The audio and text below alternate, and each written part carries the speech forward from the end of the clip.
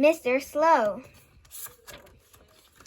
Mr. Slow, as you might well know, or maybe you don't, lived next door to Mr. Busy. He's built his house himself, slowly. It had taken him 10 years. And as you might well know, or maybe you don't, Mr. Slow talked in an extraordinarily slow way. He talked like this, and every single thing he did was as slow as the way he talked. For instance, if Mr. Slow was writing this book about himself, you wouldn't be able to read it yet. He wouldn't even have got as far as this page. For instance, if Mr. Slow was eating a currant cake for tea, it took him until bedtime.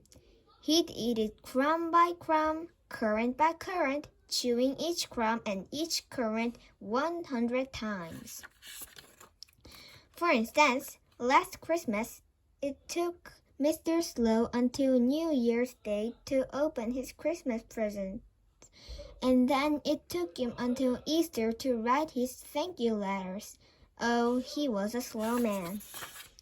Now, this story isn't about the time Mr. Slow went on a picnic with Mr. Busy. That's another story. No, this story is about the time Mr. Slow decided to get a job. He read all the job advertisements in the Sunday paper, which took him until Wednesday. And then he went and got himself a job reading the news on television. Can you imagine? It was very embarrassing. Good evening, said Mr. Slow. Here is the 9 o'clock news. It took him until midnight to read it, and everybody who was watching went to sleep. So that job wasn't any good, was it? Then Mr. Slow got himself a job as a taxi driver. Take me to the railway station, cried Mr. Uppity as he leaped into his taxi. I have a train to catch at 3 o'clock.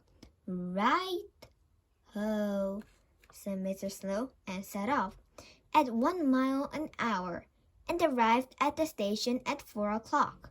So that job wasn't any good, was it? And that summer, Mr. Slow got a job making ice cream, but by the time he'd made the ice cream, it wasn't exactly the right sort of weather to be selling ice cream. Brrr. So Mr. Slow got himself a job making woolly scarves, but by the time he'd finished making the scarves, it wasn't exactly the right sort of weather to be selling scarves. Phew. Poor Mr. Slow. He went around to ask the other Mr. Man what he should do. Be a racing driver, suggested Mr. Silly. Can you imagine? No. Be an engine driver, suggested Mr. Funny. Can you imagine? No. Be a speedboat boat driver, suggested Mr. Tickle. Can you imagine? No. But then Mr. Happy an extremely good idea, most sensible. Be a stream roller driver, he suggested. And today that is exactly what Mr. Slow does. Slowly backwards and slowly forwards he drives. Up and down, down and up. Ever so slow. The next time you see a stream roller doing that, look and see if Mr. Slow is driving it. If he is, you shout to him, "Hello, Mr. Slow, are you having a nice time?" And he'll wave and shout back to you. Yes, thank you, he'll shout. Goodbye.